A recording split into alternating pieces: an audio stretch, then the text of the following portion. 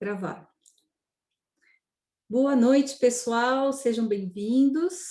Eu vou compartilhar aqui a apresentação e nós vamos dar início à nossa apresentação, que aqui, na verdade, é um bate-papo sobre arquitetura, modernismo e fotografia. O meu nome é Lívia Krasuski. Eu vou começar aqui falando um pouquinho sobre mim, quem sou eu, Porque nem todos os convidados me conhecem.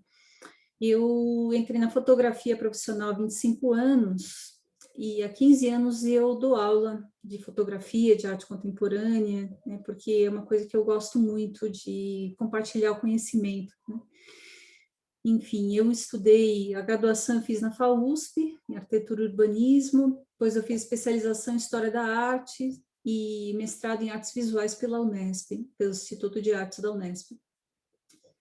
Eu já lecionei em vários lugares, em cursos livres, em cursos de graduação e pós-graduação também, em algumas universidades, e também tive a minha escola de cursos livres, Teoria das Cores, Fotoescola. E atualmente eu tenho conduzido esses grupos de estudo e mentoria, que tem esse objetivo de facilitar o desenvolvimento da linguagem e expressão artística pessoal. São encontros que a gente realiza, eu tenho esse grupo nas noites de quinta-feira. Quem tiver interesse depois pode entrar em contato comigo, e ainda temos algumas vagas nesse grupo, a gente pode também abrir uma outra noite. E a proposta é a gente discute sempre alguma referência em arte, em fotografia, alguma coisa que possa ser como um motor, assim, algo que nos incentive a produção, a expressão por meio de imagens, enfim, isso. Na verdade, o foco principal do grupo começou com fotografia, mas ele não é restrito à fotografia, Aí eu voltei um slide. Ele não é restrito à fotografia porque às vezes as pessoas também fazem outras coisas. Tem gente que faz desenho, faz escultura, faz performance, pinta, fotografa, ou grava um vídeo, enfim. Então, eu acho que o mais importante, o foco é a autoexpressão.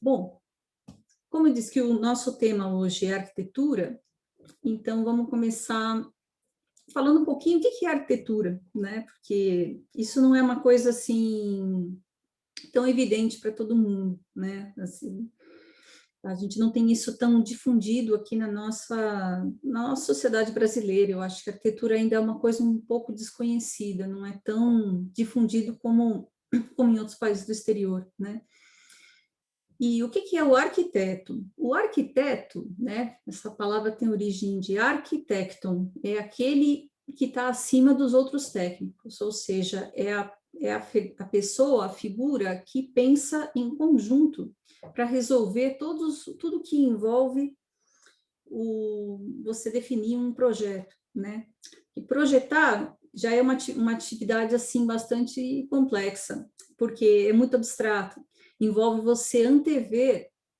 como que uma coisa vai ser antes que ela exista, e que tem de atender a vários critérios, Você vê, por exemplo, qualquer coisa, uma lapiseira, Isso daqui tem um desenho, isso aqui tem um desenho que não poderia ser qualquer um, ela tem um tamanho que tem de caber na sua mão, Tem uma série de técnicas envolvidas para você, por exemplo, poder avançar o grafite, quer dizer, parece uma coisa boba, mas não existe um estudo, existe um desenho, um design, que tem de atender uma funcionalidade a uma técnica e tem de ter uma estética, Tem de ter a arte também, Isso desde um objeto, pode ser uma comunicação visual, pode ser projeto de uma edificação, uma casa, um edifício, até mesmo uma cidade, que seria já na escala do urbanismo. Então, você tem diferentes escalas para a mesma coisa que a gente está falando, Então, a arquitetura e o design, a palavra design, ela tem origem, mesma origem da palavra desígnio, designar, que é você exatamente encontrar uma solução que atenda a tudo isso, Algo que você pensa, por exemplo, uma Uma casa você tem uma demanda por funcionalidade. Eu tenho de ter um lugar para preparar as refeições, para eu comer, eu tenho de ter um lugar de descanso, um lugar de trabalho, enfim, um lugar para lavar roupa, tem de ter os banheiros. Então, você tem uma demanda por funcionalidade. Então, como é que eu vou resolver esses espaços? Que tamanho eles têm de ter? Como é que eles vão estar conectados? E aí você tem uma série de demandas técnicas, né? Assim, como é que eu vou fazer para construir isso? Que materiais eu vou usar? Como é que eu vou iluminar? Como é que vai ficar a iluminação? Como é que vai ficar a ventilação? O conforto térmico, o conforto acústico? E você tem de encontrar uma solução que atenda todas essas demandas com uma estética, né? E isso é o que faz um arquiteto, um designer, né? E nas diversas escalas, desde um design de objeto, né, até o design de uma casa, que seria um projeto arquitetônico, até mesmo o design de o desenho de uma cidade, que seria urbanismo, né? Bom, deixa eu ver, é o contrário, é para cá. Enfim, então, vamos falar um pouquinho sobre a arquitetura moderna. Aqui eu tenho um resuminho, tá? Mas eu não vou ficar lendo PowerPoint, é só para a gente se guiar e não se perder, né? A arquitetura moderna, ela surgiu, né? O modernismo todo surgiu na virada do século XX, né? Do século XIX para o século XX. E foi um período em que houve, assim, uma rejeição aos estilos tradicionais. Quer dizer, houve muitas mudanças desde a Revolução Industrial, já no final do século XIX. Houve uma mudança no modo de vida, que passou a ser muito mais urbano, né? Então, houve uma necessidade de você repensar a estética de tudo, a estética das artes e, inclusive, a estética também da arquitetura, né? Então, dentro desse contexto da Revolução Industrial e do modo de vida moderno, que é o modo de vida urbano, né? Isso havia alterado muito o modo de se viver, o modo de se trabalhar, e também havia surgido novas tecnologias, né? Então, por causa da Revolução Industrial, você tem, por exemplo, o desenvolvimento da tecnologia do aço e do concreto armado, né? E antes você tinha outras coisas, você tinha ferro fundido, você tinha outros tipos de edificação, outros tipos de sistema construtivo, mas foi por causa da introdução do concreto armado e também da tecnologia de fazer o vidro em grandes superfícies, e possibilitou o desenvolvimento da arquitetura moderna, né? As novas tecnologias surgiram.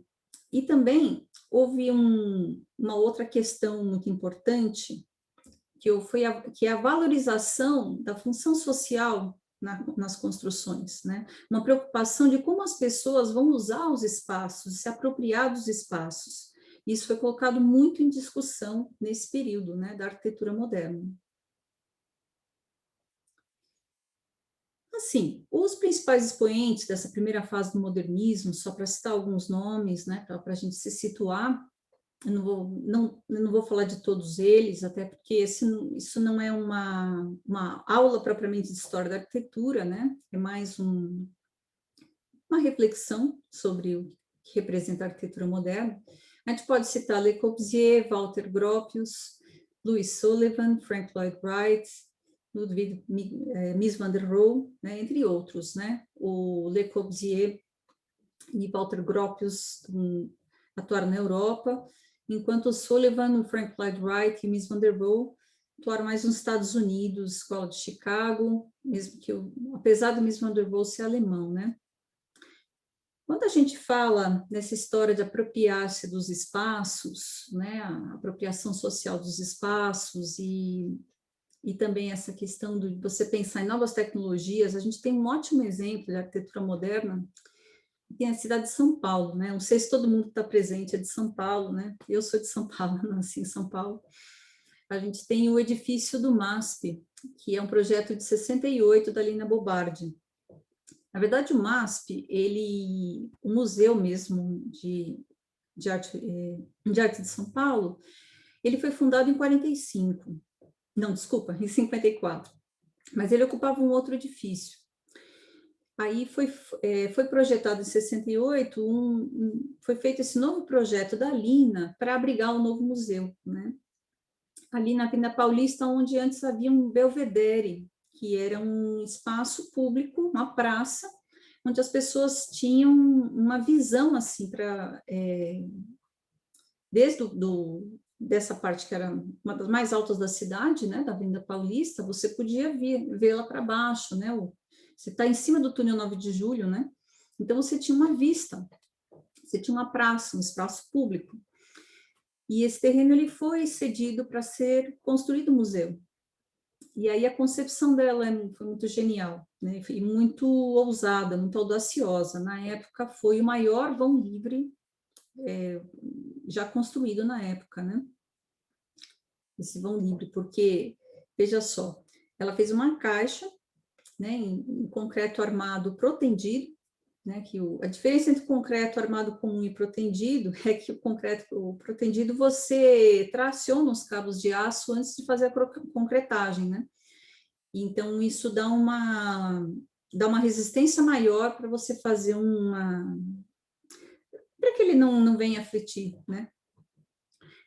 Então ela é uma caixa de concreto armado, fechada com vidros, né? Que tem essa estrutura, que está inclusive pintado de vermelho, né? Foi pintado posteriormente, né?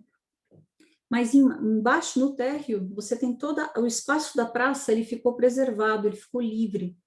Ele ficou livre para que qualquer um tivesse acesso. Então, diferente de um edifício convencional, que você tem, assim, a entrada do edifício tem uma porta, né? Ah, tá, então, da porta para dentro você está no edifício, da porta para fora você está fora do edifício. Aqui você tem essa permeabilidade entre os espaços público e privado, né? Você tem essa questão, quer dizer, se você está ali embaixo no térreo, onde eles fazem feirinha aos domingos, né, de antiguidade, você está no MASP, mas você também está no espaço da rua, você está no espaço público. E, inclusive, deixa eu ver se eu acerto, gente. Perdão. Pronto, está aqui. Daqui você vê o Belvedere, como que era a situação antes da construção do MASP, né? Enfim. E você tem aqui, olha, aqui o túnel 9 de Julho, ó, você tinha o Belvedere disponível, esse espaço disponível, né? Que era o Belvedere do Trianon, em frente ao Parque do Trianon. E aí a solução da Lina foi deixar essa praça livre, né? E tem o mirante aqui, né? No canto você tem o mirante que você continua tendo aquela vista. Essa foi a solução que ela encontrou, né? E você vê que é próprio da arquitetura moderna você deixar os materiais, os elementos construtivos muito evidentes, né? O concreto armado que foi utilizado, que você vê o concreto aparente mesmo, né? E aqui um pouco do espaço interno. E o espaço interno, ele tem uma fluência muito grande. Você não tem muitas paredes, você tem um espaço muito mais livre, muito mais fluido de circulação, né? Porque isso também é uma ideologia do modernismo, né?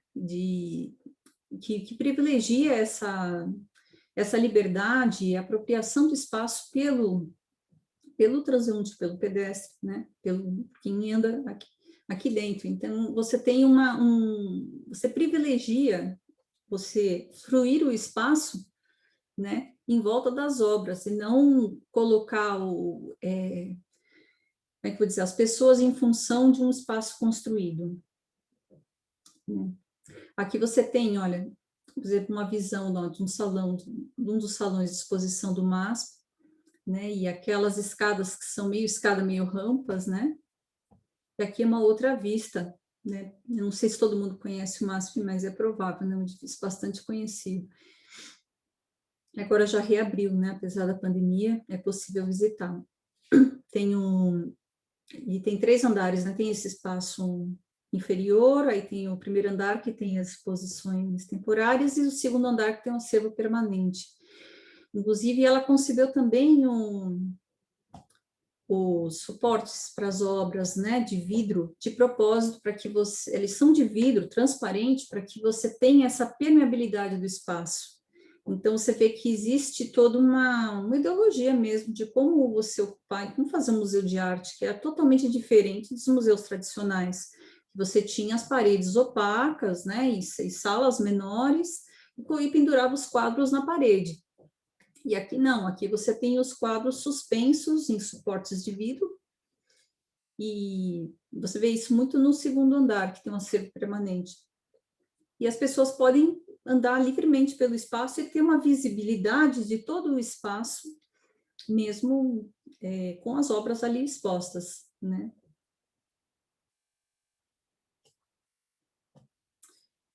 Bom, sobre a arquitetura moderna, a gente pode dizer ainda que os arquitetos do modernismo, eles utilizavam essa linguagem de clareza e depuração, ou seja, o que é isso? É você tirar tudo que fosse ornamento, que fosse desnecessário. É simplificar a forma ao máximo, né? Utilizar o estritamente necessário para você chegar a um perfeito equilíbrio entre a eficiência e a beleza. E com isso eles fundaram um estilo que ficou conhecido como estilo internacional, que era bastante sofisticado, cosmopolita, né? E a gente vê que na arquitetura moderna, a solução estrutural e a escolha desses novos materiais que ficaram disponíveis a partir da Revolução Industrial passaram a determinar a aparência dos edifícios, né? Que aí você não tinha mais aquela ornamentação que se usava anteriormente, né? Assim, era visto como uma coisa supérflua mesmo, os ornamentos. Então, assim, buscava-se, então, um desenho baseado em formas geométricas básicas, uma fluência espacial e a conexão entre o espaço público e o privado. E isso a gente pode ver bem no exemplo do MASP, né? Que ele é realmente um paralelepípedo, né? Um caixote de concreto armado com vidro, e isso foi algo muito utilizado. Você tem esse plano de vidros, assim, esse plano envidraçado, né? Aquela fita de vidro, e você deixa um espaço mais fluente, né? Aí a gente tem dois expoentes da arquitetura moderna que tem duas frases muito famosas, né, que vocês já devem ter ouvido, né? O Louis Sullivan, da Escola de Chicago, né, ele costumava dizer que a forma segue a função. O que significa isso? Significa que você não vai fazer um edifício com uma forma qualquer, entende? Assim, o resultado daquele edifício ou objeto, que seja, aquela forma, ela tem de ter uma funcionalidade, né? Por exemplo, ó, eu tenho esse mouse aqui, ele tem essas cavidades aqui, essa reentrância, né? Por que ele tem essa reentrância? É gratuito isso? Não, na verdade, é para que fique mais ergonômico, para eu conseguir encaixar a minha mão, né? É um exemplo bem bobo que eu estou dando aqui com o mouse que está na minha mesa. Mas esse é um exemplo de você pensar como se pensa no modernismo. Não é fazer um design como se fazia antigamente, você tinha fazer uma coisa, sei lá, uma referência, fazer uma coisa figurativa, por exemplo, eu vou fazer um edifício, as colunas são vestais segurando, assim, cada forma de uma mulher segurando, ou de uma gárgula, entende? Era tirar os ornamentos, era deixar claro que os elementos construtivos estavam ali por uma função, né? Estava ali para sustentar o edifício e trazer os elementos construtivos que eram internos para fora, deixá-los mais evidentes na aparência do edifício mesmo, né? Do edifício e dos objetos, no caso do design, né? Dos móveis. E tem uma frase do Mies van der Rohe que muita gente repete, às vezes nem sem nem saber que é do Mies van der Rohe, né? A frase é menos é mais, less is more, né? Muito famosa, que exatamente é isso, é você suprimir tudo que é desnecessário, tudo que é ornamento e deixar só o que é essencial, né? Opa!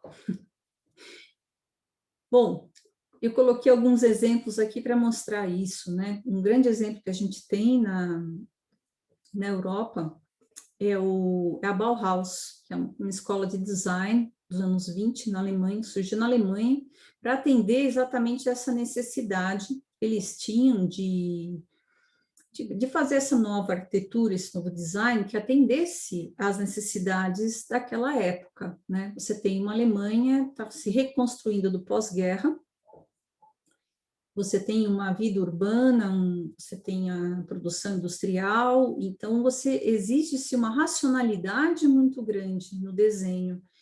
Por isso também você abolir o ornamento, abolir aquilo que não é, aquilo que é supérfluo, para se ater ao que é essencial.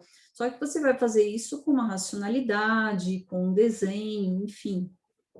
Né? Isso é o princípio mesmo desse design da arquitetura. Né? E a escola Bauhaus, ela teve várias sedes, né? E a sede de Dessau foi desenhada pelo fundador da escola, Walter Gropius, né, em um projeto de 1926. E aqui a gente tem algumas imagens delas, você vê que ele tem esses elementos com duas caixas assim, uma apoiada sobre a outra, né? Você tem uma grande entrada de luz natural, essas superfícies envidraçadas, né? Que a gente também vê nos edifícios, nos arranha-céus da Escola de Chicago, né? Que deram origem ao estilo internacional de você fazer depois as peles de vidro, né? Os edifícios todos envidraçados, porque no hemisfério norte, na Europa e nos Estados Unidos, especialmente no inverno, isso é uma solução que poupa energia, né? Porque você absorve a energia do sol e deixa o interior dos edifícios mais quente, né? Sem precisar gastar tanto com aquecimento. Aqui no Brasil já é um pouco diferente, né?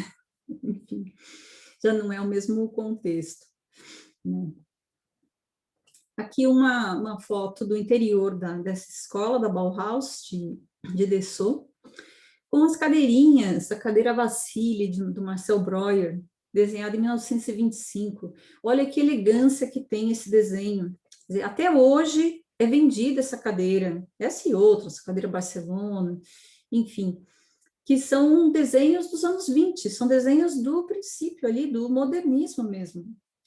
Né, em que você vê a estrutura com muita clareza, a estrutura que sustenta, uma estrutura super leve, porque é metálica, e os tirantes de couro, né, que é onde você apoia, mas tem todo um estudo de ergonomia, de proporções, de ângulos, de tamanhos, para que seja confortável, né, enfim. Aqui um outro exemplo, né, que é bem clássico do modernismo, nessa primeira fase, que é a casa da doutora Edith Farnsworth, lá em Illinois, projetada pelo Mies van der Rohe. Em 1945, ela terminou de ser construída em 1951. E você percebe que a casa está num plano mais elevado, né? Ela não está encostada no solo, e isso também tem uma razão, porque aí você resolve questões de impermeabilização, né? Que hoje você tem outras técnicas para resolver impermeabilização que não eram disponíveis na época, né? Então, uma solução é você eleva do solo, né? Apoia sobre os elementos construtivos, as próprias colunas, elas são essas pilastras que vão até o chão, mas você tem, assim, um desenho super limpo, né? E a ala íntima da casa, ele é um bloco fechado, e as áreas de convívio, como a sala, como a que a gente vê aqui nessa foto de baixo, ela tem ela é toda cercada de vidro, então você tem essa comunicação muito clara entre o espaço do interior e do exterior, né? Então, novamente, você tem essa fluidez do espaço entre o espaço de dentro e de fora da residência, né? Enfim, com essas grandes áreas envidraçadas. Isso aqui é uma casa de campo, né? Uma chácara.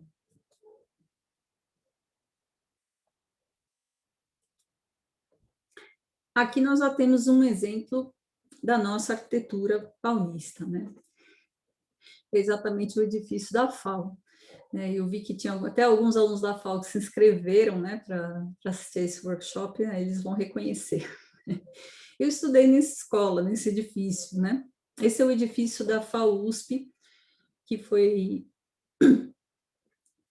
foi um projeto do Vila Nova Artigas, projeto de 61, mas ele foi construído em 69, lá na cidade universitária do Butantã, né, o campus da capital. A FAO, na verdade, ela se estruturou como escola independente da Poli, né, da Escola de Engenharia, e em 1900 e... Posso falhar agora a memória, gente, desculpe, mas eu imagino que foi em 54. Me desculpe se essa informação não é precisa.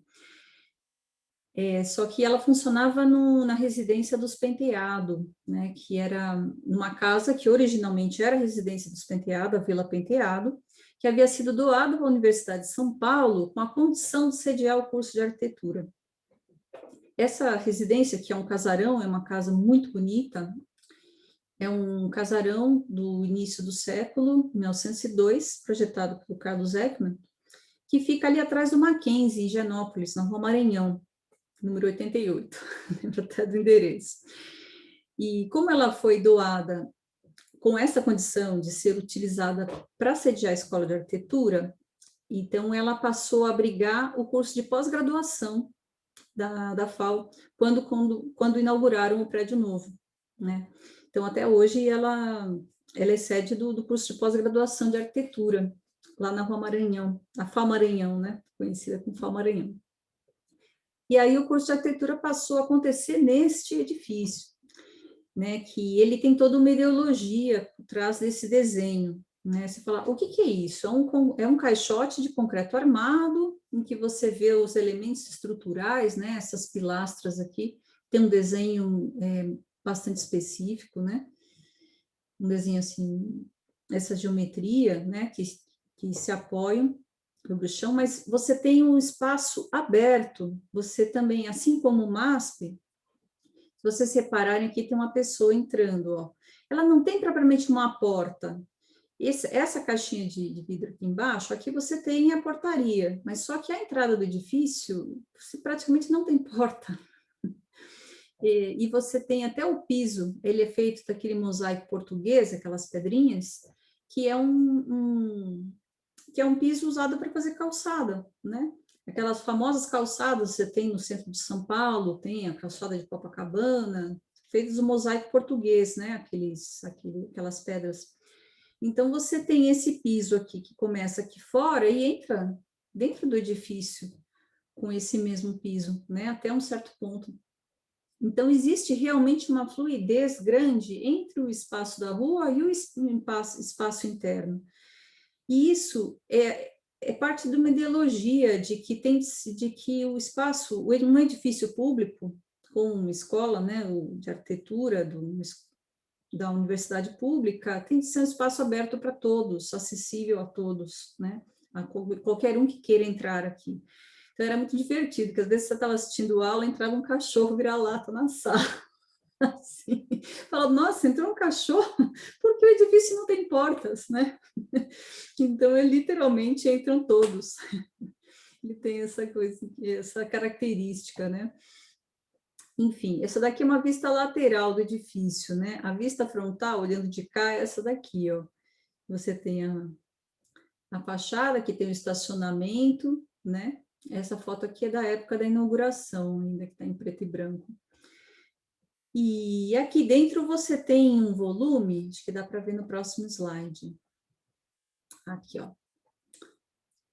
Ó, vindo da rua, você entra e aquela transição acaba o mosaico português, começa esse piso contínuo aqui ele tem um revestimento, um piso industrial, essa cor de caramelo, ele foi apelidado de Salão Caramelo por causa disso, né? Então tem esse salão, e tem esse átrio, né, grande, e você tem dois grandes blocos aqui. Você tem esse bloco aqui que é a biblioteca,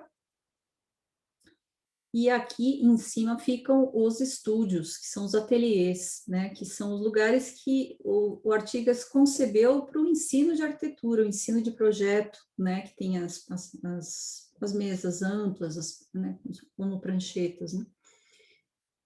E o acesso se dá por rampas, vendo assim, ao invés de escadas, né? Você até tem escada do outro lado, né? Você tem algumas escadas, mas o principal acesso são rampas, né? E do outro lado aqui você tem as salas, aqui em cima você tem as salas de aula fechada, que foi uma necessidade que se criou até posteriormente, dividir salas menores, né?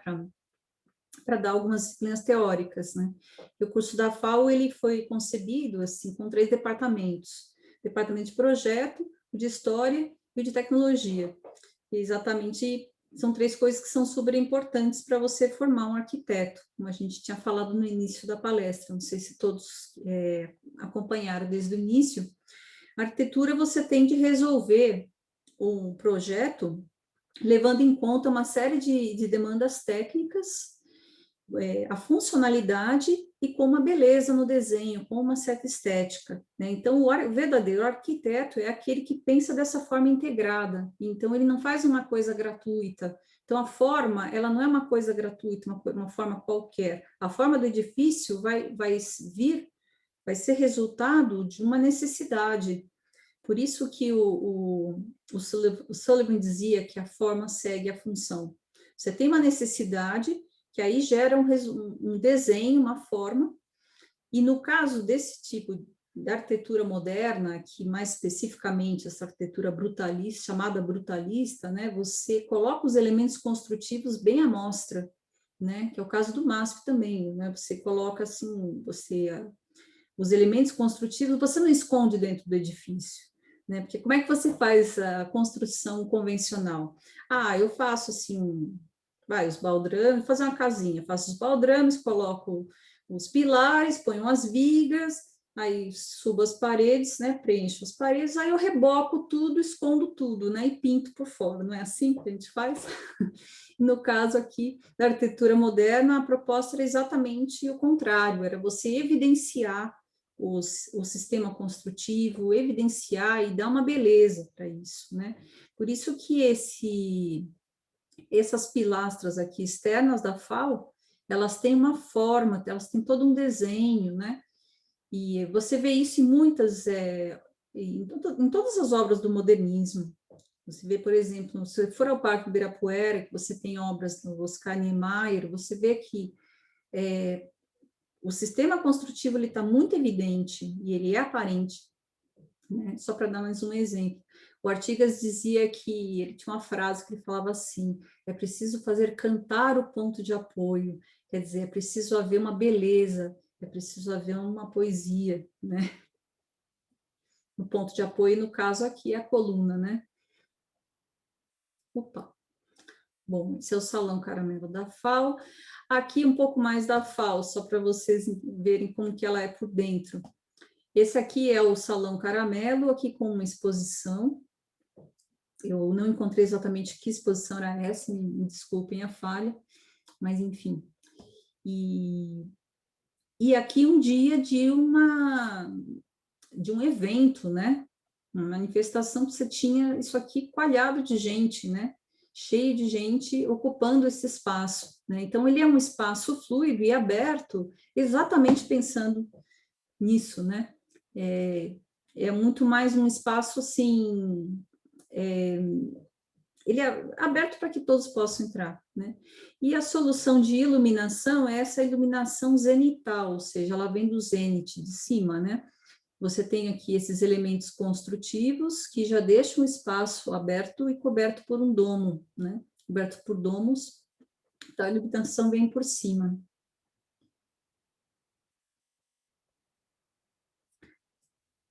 Agora aqui eu vou colocar mais alguns exemplos de arquitetura moderna, né? Até fazendo uma homenagem ao Paulo Mendes da Rocha, que foi um grande arquiteto que faleceu recentemente, né? Ele faleceu no dia 23 de maio, último agora. Enfim, em maio a gente teve a passagem de duas figuras muito importantes, né, para o nosso modernismo aqui, né, atuantes aqui na cidade de São Paulo, o Paulo Mendes da Rocha, arquiteto, e Germán Lorca, que era fotógrafo. Nenhum dos dois foi nascido em São Paulo, mas eles atuavam em São Paulo, né. Eu vou dar mais ênfase a falar do Lorca no próximo encontro, porque ele era fotógrafo. E aqui eu vou falar um pouquinho, né, vou mostrar algumas obras do Paulo Mendes da Rocha, que foi um importante arquiteto, que você percebe que bebeu nessas fontes e aprendeu com essa escola, né, e ajudou a formar essa escola que até informalmente se chama de Escola Paulista de Arquitetura, né, que você tem, por exemplo, lá Nova Artigas como encabeçando, né, essa escola. Bom, a Pinacoteca do Estado é um edifício do neoclássico, né, um edifício do século XIX, início do século XX, e ela tinha ficado inacabada. Um bom exemplo daquilo que a gente estava falando, o que era arquitetura tradicional. Você tinha os elementos construtivos ficavam embutidos dentro das paredes e depois era dado todo um tratamento de acabamento para essas paredes, né? Você rebocava, pintava, enfim. Mas, no entanto, ela tinha ficado inacabada e tinha ficado com esses tijolos aparentes. Bom, muitos anos depois foi feito um projeto de reforma desse edifício. E aí chamaram Paulo Mendes da Rocha para fazer esse projeto de reforma e adequação desses espaços, né, obedecendo a uma necessidade de funcionalidade. E ele fez intervenções claramente modernistas. A reforma que ele fez da Pinacoteca, você vê claramente o que era original do edifício e o que foi colocado posteriormente. Porque se você tenta fazer alguma coisa parecida com o que havia, você pode incorrer num falseamento histórico, né? Porque você já está num outro momento, já é uma outra coisa. Então, na verdade, ele deixou bem claro qual foi a intervenção que ele fez nesse edifício, que são ele optou por usar mais as estruturas metálicas, né, nessas passarelas, no elevador que foi colocado, que era uma necessidade funcional mesmo. Tem pessoas que têm dificuldade de locomoção. E diferente de alguns edifícios modernos, como por exemplo a FAO que a gente mostrou, tem amplas rampas para você entrar. Então, mesmo um cadeirante consegue entrar com facilidade, né? Porque tem rampas. Agora, a Pinacoteca do Estado não tem rampa. Então, era necessário você instalar um elevador, né? E está aqui o elevador, ó. E aqui também, por uma dificuldade, talvez de haver pouco espaço, uma solução que ele deu para a escada foi essa escada caracol. Foi colocada uma escada, né? Foi colocada essa cobertura, também uma cobertura leve, né? Que deixasse, que viesse a luz natural, que você pudesse aproveitar a luz natural, enfim. Aqui um outro projeto do Paulo Mendes da Rocha, que foi um pórtico que fez na Praça do Patriarca. São até exemplos da cidade de São Paulo que vocês devem conhecer, né? E aqui eu coloquei um outro edifício dele, um projeto que é até mais recente. Desculpa, eu não tenho o ano do projeto aqui, desculpa a falha, que é o Sesc 24 de Maio, que é lá na rua 24 de Maio, no centro de São Paulo. Você percebe que obedece a essa visão que se tem da arquitetura moderna, de você deixar as estruturas aparentes, né, a facilidade de circulação por meio de rampas, né, grandes áreas envidraçadas para resolver a iluminação do edifício, né, aqui tem algumas fotos do Nelson Con, do Sesc 24 de Maio.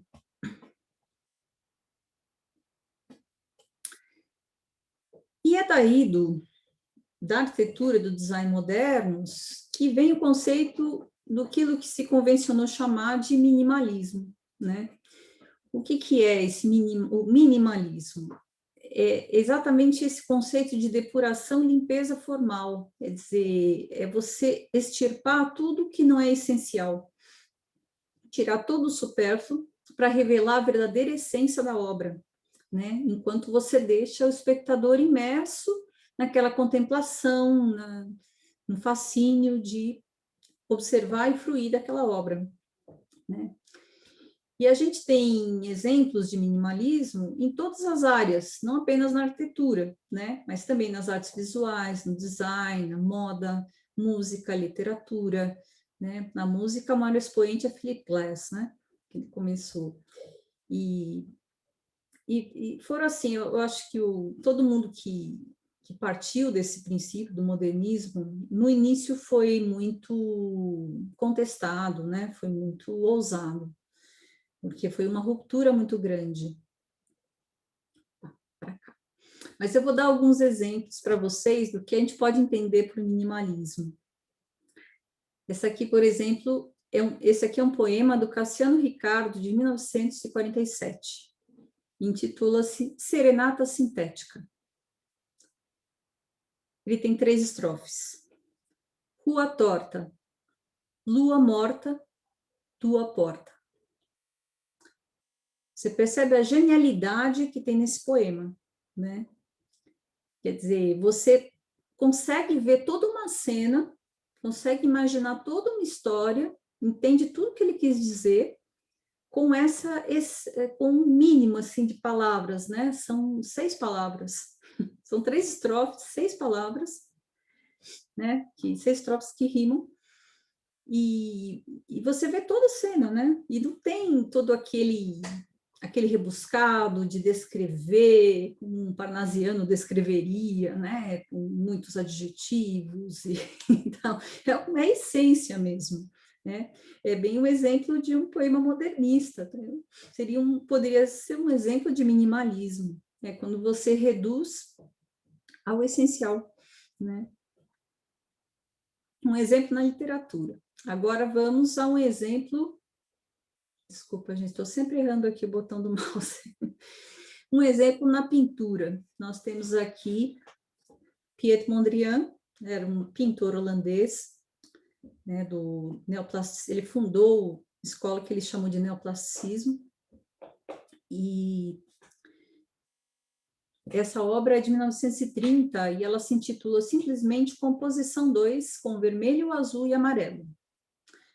E ele partia de uma simplicidade muito grande, né, que era trabalhar com as cores primárias, o branco e o preto, se bem que depois a gente percebe que a coisa era um pouco mais sofisticada que isso, porque essas áreas brancas, às vezes, elas tinham um pouquinho da invasão das outras cores, enfim, tinha toda uma organização e divisão dos quadros dessa tela, né? Isso é uma tela de pintura, né? Óleo sobre tela. Mas você percebe que Mondrian ele foi assim um dos ele lançou as bases do modernismo, né? Na pintura foi um dos grandes, né? Dos pioneiros. E a obra dele é tão atemporal que até hoje todo mundo bebe nessa fonte, né?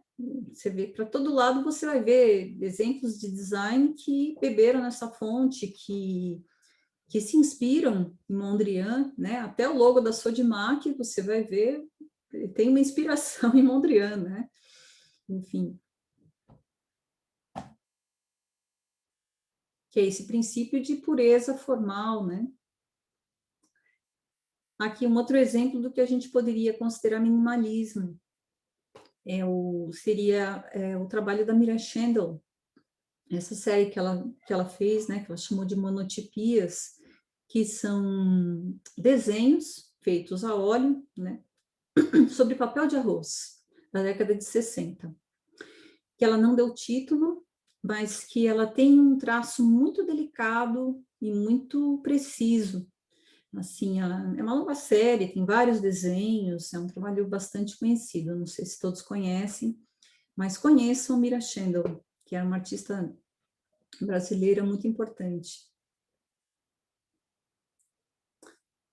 Um exemplo na arquitetura, né? Já que a gente está falando de arquitetura moderna, E eu mencionei a Escola Paulista, mas existe também a Escola Carioca, que inclusive é um pouco mais antiga, e talvez até mais, talvez não, certamente mais aclamada e mais conhecida do que a Escola Paulista, né, a Escola Carioca. E teve com grandes nomes o Lúcio Costa, Oscar Niemeyer, mas entre outros, né, não tão conhecidos. E eu trouxe aqui como exemplo a Catedral de Brasília, porque é um exemplo de um desenho, assim, fantástico, né, um exemplo magistral. Inclusive, por esse projeto, o Oscar Niemeyer ganhou o prêmio Pritzker, que é o prêmio máximo assim, de arquitetura, um prêmio de grande consideração, muito importante no exterior, assim, uma espécie de Oscar da arquitetura, né? Você vê, aqui a gente tem o croquis que ele fez, que mostra a concepção do arquiteto. Como é que ele concebeu essa catedral, né? Com esses elementos construtivos aparentes, quer dizer, deixando bem evidente, e é uma coisa realmente minimalista. Você vê, o elemento construtivo, ele é simultaneamente coluna e viga. Na verdade, não é nem uma coluna nem uma viga, elemento construtivo, né, específico, mas que ele que sustenta toda essa estrutura, não, e aí em cima você tem esse círculo que faz o fechamento da estrutura, o travamento da estrutura, né, e não um Panteão de Roma, né, é o que trava a estrutura, esse círculo de cima. E são 16 elementos construtivos, né, se você olha por cima, você vê esse desenho de uma estrela, né, então é uma planta circular, coroada, né, por esse círculo aqui, e ela tem o fechamento com esses vitrais. Olha só a vista interna do espaço. Quer dizer, você tem uma fluência no espaço muito grande. É um espaço totalmente fluido, assim. Você entra... Essa é uma característica da arquitetura moderna, né? Você entra e vê a fluência do espaço. E como você resolve com o mínimo de elementos o edifício que fica com uma estética, assim, única, né? E que faz várias referências, inclusive ao nosso barroco brasileiro. Você tem os vitrais, que são característicos da arquitetura das igrejas já há muito tempo, né? Como uma fonte de inspiração, né? Porque através dos vitrais entra aquela luz colorida, né? Que dá todo um clima. Esses elementos construtivos, eles se abrem assim para cima, né? Para os céus, né? Que tem uma alusão a você, uma elevação, né? Elevar-se ao céu, que, na verdade, para um edifício religioso, é o que tem tudo a ver, né? Quer dizer, ele conseguiu sintetizar num desenho, né? Um desenho no sentido de design, né? Como a gente fala, resolver a forma, a funcionalidade e o elemento construtivo, né? Evidenciando o sistema construtivo, quer dizer, isso é grande arquitetura, né? É isso que eu estou querendo mostrar um pouquinho para vocês, né? Evidenciar, assim, quer dizer, olha aqui, essa é a vista do interior do espaço, aqui uma vista aérea, né? Como o edifício fica por cima, quer dizer, essa estrela também é uma forma simbólica, né? Muito bem. Vamos lá. E por fim, eu vou mostrar para vocês aqui alguns exemplos de fotografia moderna. Aquilo que se convencionou chamar de fotografia moderna, que na verdade a fotografia moderna teve uma grande inspiração na arquitetura moderna, porque os edifícios modernos, eles já tinham uma forma que assim, sob a luz natural, já criavam um desenho, algo que era muito convidativo para se fotografar, né? Já criava toda uma geometria, né? Enfim, que propiciou isso, essa descoberta, assim, da fotografia moderna, que foi na verdade, a fotografia moderna, ela se estruturou nos anos 20 na Europa, e aqui no Brasil ela começou nos anos 40, né, com o aparecimento do Fotocine Clube Bandeirante, e o último membro, um dos fundadores do Fotocine Clube Bandeirante, Germán Lorca, também nos deixou no mês passado, né, no dia 8 de maio. Foi uma coincidência, você vê, nós perdemos duas pessoas importantes, né, do modernismo, recentemente. Por isso que eu resolvi fazer essa série de 2 encontros falando um pouco do modernismo, né. Aqui a gente vê uma foto do José de Sica Filho, de 49, que é uma foto maravilhosa, né? Acho que você não precisa nem... Qualquer coisa que eu for falar não vai acrescentar muito ao que vocês estão vendo, né? É uma imagem linda, em que você tem essa geometria dos triângulos, né? E essas duas figuras, os meninos, aí desse outro meninozinho, ele se abaixou aqui, parece acompanhando essa diagonal, né? E essas relações de luz e sombra, o contraste tonal, esse geometrismo, a geometria que aparecia nessas fotos, é uma coisa impressionante. E aqui eu trouxe um exemplo do Lorca. Vou falar mais do Lorca no próximo encontro, que vai ser na próxima quinta-feira, dia 10, né? Mas eu escolhi aqui uma foto para mostrar para vocês, já que a gente está falando dele, né? Que faleceu recentemente. E você percebe aqui que ele fez essa associação, né, entre as formas, né, das pernas da cadeira, as pernas da mesa e da mulher, né? Ele até deu o título da foto de pernas, né? Enfim, uma foto de 1960. Muito bem. E assim, eu sempre gosto de dar um desafio nesses nossos encontros, né? O que é o desafio? É uma proposta para a gente refletir sobre o que a gente vê, sobre o que a gente discute, né? E poder produzir também as nossas imagens, nosso trabalho, com base no que a gente está vendo. E o desafio dessa semana é minimalismo, né? Que lições a arquitetura moderna, a fotografia moderna podem nos deixar, né? Quer dizer, a arquitetura e o design modernos deixaram uma lição, essa história de que o menos é mais, de que você pode evidenciar, né, os elementos construtivos, você pode reduzir o desenho ao que é essencial, né?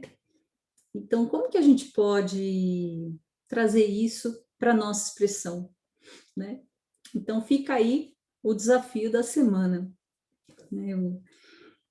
Como eu estava dizendo para vocês, esses encontros de quinta-feira, a gente tem um grupo, né, fechado, que é um grupo de estudos, eu chamo de grupo de estudos de fotografia autoral, mas na verdade o foco, ele não é só exclusivamente fotografia, né? Assim, eu coloquei aqui um resumo só para explicar para os convidados, né? Que o foco do nosso grupo é proporcionar uma vivência integrativa das artes, mesclando diversas linguagens para facilitar a cada um o processo criativo de expressão poética por meio de imagens, sendo o principal suporte a fotografia. Mas é claro que não se restringe só à fotografia, tanto é que tem pessoas que fazem pequenas esculturas, outros fazem desenhos, outros produzem vídeos, fazem uma performance, filma ou fotografa, enfim. Então, é um trabalho de orientação e mentoria que eu desenvolvo com esse grupo, né? É um grupo fechado, mas quem tiver mais interesse, quem tiver interesse em conhecer, em saber como funciona, por favor, me manda um zap, tá? Tá aqui o meu número, tá? Enfim. E basicamente assim, o que eu tinha para falar na primeira parte do nosso encontro era isso, né? E eu abro até para perguntas, quem quiser fazer alguma pergunta, quem quiser colocar alguma coisa, eu acho que também enriquece, tá? Eu agradeço a presença de todos. A gente vai seguir o encontro, eu não vou encerrá-lo agora, tá? É porque a gente tem ainda tem os trabalhos da semana passada, que os participantes do grupo me enviaram, né? Que a gente pode agora apreciar, podemos apreciar juntos, tá? Quem quiser saber mais sobre o grupo, pode me mandar um WhatsApp, um e-mail, tá? Esse é meu e-mail, meu WhatsApp, tá bom? Eu vou parar de compartilhar aqui. Bom, eu vou ver que o chat aqui está cheio de coisas, né? Porque eu estava na apresentação, então eu não vi. Deixa eu ver se tem alguma pergunta aqui. Ah, Franciele, sou estudante de arquitetura, amei sua definição de arquiteto. Obrigada. Estruturas em vermelho do maço são pórticos, exatamente. São, exatamente, bem lembrado, exatamente. Uma caixa, né? É uma caixa de concreto e vidro sustentada por 2 pórticos de concreto armado protendido. É isso aí, isso mesmo. A título de contribuição, a concepção formal do MASP semelhante ao Mannheim Theater de Mies van der Rohe. Muito bem lembrado. Se houve inspiração direta, é discutível, porém indica a necessidade de referências para o processo criativo, sem dúvida. Natália, fazia cursinho na Poli, sempre passava em frente da FAO, eu adorava essa arquitetura. Esse é um dos edifícios mais bonitos do Artigas. Eu acho sim, talvez um dos mais emblemáticos, né? Porque toda a escola paulista se desenrolou ali em torno da discussão que tinha entre um grupo de arquitetos que davam aula na FAO, né? Eu ainda peguei assim, todo mundo se aposentando, mas não, Artigas já tinha falecido. Mas eu cheguei a ter aula com o Paulo Mendes da Rocha, com o Zanettini, com o Gasperini, o Eduardo de Almeida, o Toscano, o Dácio, muitos deles, né? Vários deles, o Abraão Sanovics, enfim, dessa forma espetacular. E alguém tem alguma pergunta, quer comentar mais alguma coisa? Lívia, uma pergunta. Tudo bom, Lívia? Muito Pode bom, falar. adorei a aula. Obrigada. Tem algum período definido, uma data de início, aqui, pelo menos aqui no Brasil, e bom, eu sei que final fica mais difícil, né, que vai desdobrando, mas acho que deve ter tido um período mais forte de construção, ou não? Você fala da arquitetura moderna? E da fotografia também moderna, se isso é Ah, paralelo, se tem alguma... assim, a arquitetura especificamente, a chamada Escola Carioca, né? Ela começou em 1930, encabeçada pelo Lúcio Costa, né? E Oscar Niemeyer, ele teve outros nomes importantes aí também. E agora, aqui em São Paulo, o que se convencionou chamar de Escola Paulista é mais a produção dos anos 40, 50, até 60, enfim. Agora, a fotografia moderna no Brasil, aí é um episódio à parte, né? É algo que eu vou falar mais no próximo encontro, né? Assim, não querendo não responder a sua pergunta, mas só para não deixar sem resposta. A fotografia moderna no Brasil se estruturou junto ao Fotocine Clube Bandeirante, em 1939. Ele foi criado em 1939, e na primeira geração você tinha alguns nomes muito importantes, como o Lorca era um deles, José Ia Lente, Geraldo de Barros, Thomas Farkas, principalmente esses 4 nomes. Mas aí eles fizeram escola mesmo, né? E isso a gente vai falar mais, como eu disse, na semana que vem. Mas era uma proposta de você fazer uma fotografia a partir daquilo que era propriamente fotográfico, deixar muito claro que se tratava de uma foto e explorar, inclusive, o que é uma foto? É uma impressão num plano bidimensional, ou seja, uma coisa chapada, explorando essa questão da geometria, né? E tudo que era próprio do fotográfico, né? A nitidez do registro, até efeitos com a velocidade do obturador, enfim. Você teve antecedentes, claro, na Europa, nos anos 20, você teve outros fotógrafos, artistas que fizeram experimentações, né? Faziam muitas experimentações com esse novo meio, a fotografia, que era uma novidade, né? Era uma coisa ainda muito pouco explorada, porque quando a fotografia surgiu no meio da arte, acreditava-se que para que ela fosse considerada artística, ela tinha de imitar a pintura, né? E esse movimento foi o pictorialismo. Então achavam assim, então para ser artístico eu tenho de ser pintura, então eu tenho de fazer uma foto parecida com pintura. E a grande ruptura do modernismo, a grande ruptura do modernismo foi exatamente romper com esse conceito do pictorialismo e uma nova proposta, falar, não, eu vou fazer arte a partir daquilo que é próprio do fotográfico. Esse vai ser o assunto do próximo encontro. Será que eu respondi? Que é assim, a fotografia moderna, que eu falei que começou nos anos 40, né, 1939, anos 40 e tal, ela ainda teve uma grande atuação forte, assim, presença até os anos 60, mais ou menos, meados dos anos 60, talvez, né, depois foi enfraquecendo um pouco, outras coisas foram aparecendo, enfim, mas isso seria o mais, talvez, mais significativo.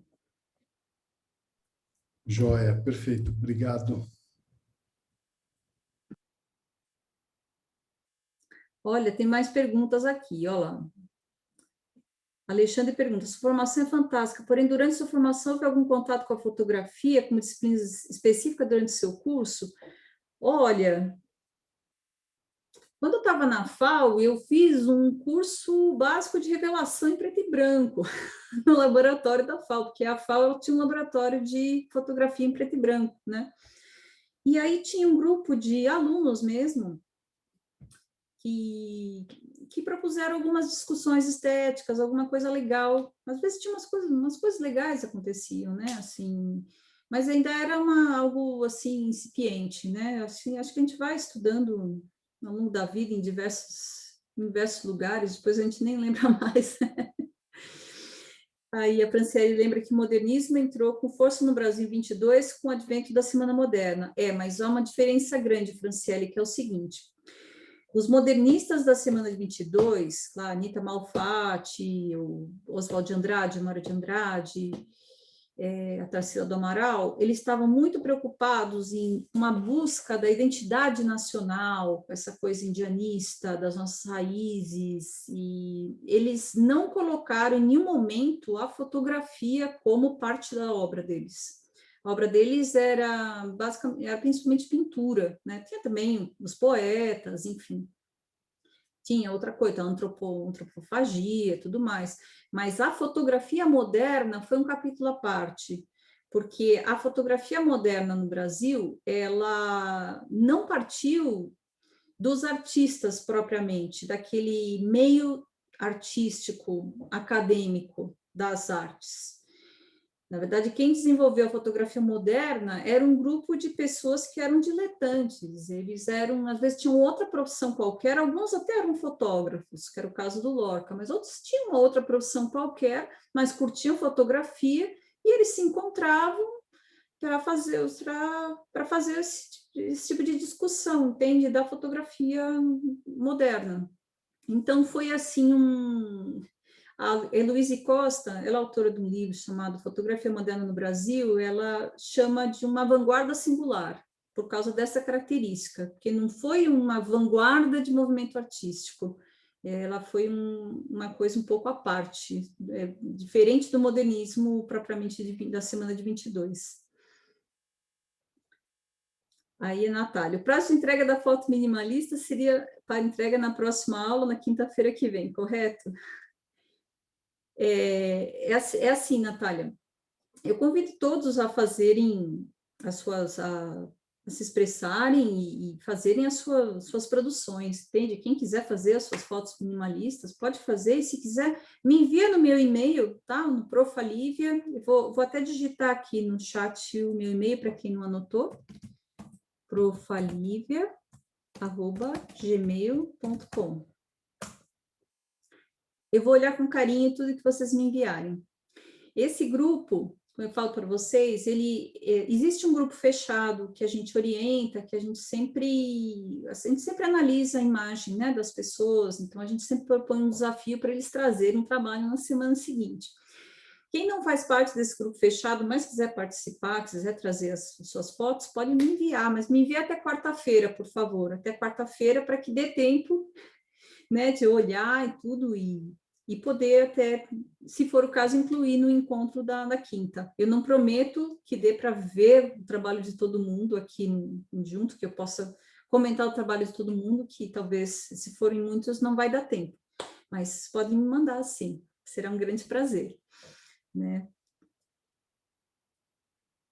Aí a Franciele lembra, né, da supressão que houve entre os anos 64 e 85, no período da administração do golpe militar. E, sim, em 69 todos os professores da FAO foram caçados, né? Não só os da FAO, né? Foi um período negro da nossa história, né? Que infelizmente a gente tem de lembrar, né? Ainda mais agora, né? Que tanta essa onda aí dessas discussões de direita e esquerda, de militar ou não militar e tal, voltaram tanto à baila, né?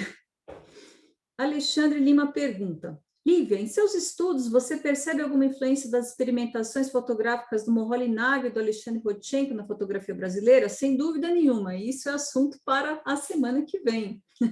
Os antecedentes da fotografia moderna brasileira, que são os pioneiros da fotografia moderna nos anos 20, né, na Europa, sem dúvida. E outros grupos também, né? Você teve no Otto Steiner, enfim, teve mais gente aí nessa parada, né? A gente pode, sem dúvida, dar uma retomada nisso, né? Para situar quem ainda não conhece. Acho que é sempre um assunto bem interessante. Alguém tem mais perguntas?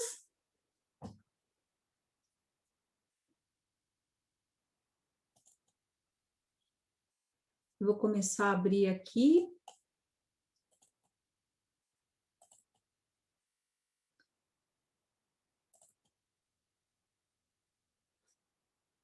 Não? Pessoal quietinho. Mas agradeço muito aí as interações, as perguntas e os comentários colocados no chat, que acho que acrescentam muito. Eu acho que a gente sempre aprende em conjunto, eu tenho essa noção, né? Enfim, então eu vou passar agora, são 8h30, passar a segunda parte do nosso encontro, né? A segunda parte do nosso encontro, a gente analisa em conjunto as imagens que foram enviadas pelos participantes do grupo do desafio da semana passada. Semana passada dei um desafio sinestésico, né? Eu reproduzi, eu toquei, né? Não é que eu cantei, eu toquei. Eu reproduzi uma música para eles, uma música instrumental, era uma versão instrumental de Scarborough Fair, enfim, e assim, mas na verdade não importa qual era a música, era uma música instrumental que não era de propósito, que não tivesse letra, para que eles não tivessem a tendência a fazer um videoclipe, né? Assim, não queria que fosse algo literal. E a gente fez assim uma preparação, né? Quase uma meditaçãozinha, falei assim, bom, vamos ouvir com atenção essa música, eu quero que vocês anotem quais foram as impressões que vocês sentiram, né? O que esses sons te trazem? O que você sente? Que imagens te vêm à mente? Que sensações você sente no corpo? Né? Enfim, falei, deixa um caderninho aí do lado, aí toquei a música. A música 3 minutos. Aí, a partir disso, falo, olha, que isso seja um estímulo para vocês produzirem. Né? Não precisa ser literal, não precisa ser uma ilustração.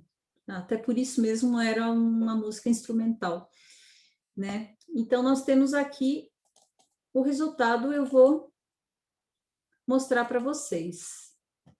Tá? Vou compartilhar com vocês, compartilhar a tela. Esse aqui é o trabalho da Helena. Helena Santos está aqui com a gente. Essas são as impressões após a música da Helena, né? Helena, você está aí? Pode abrir o microfone.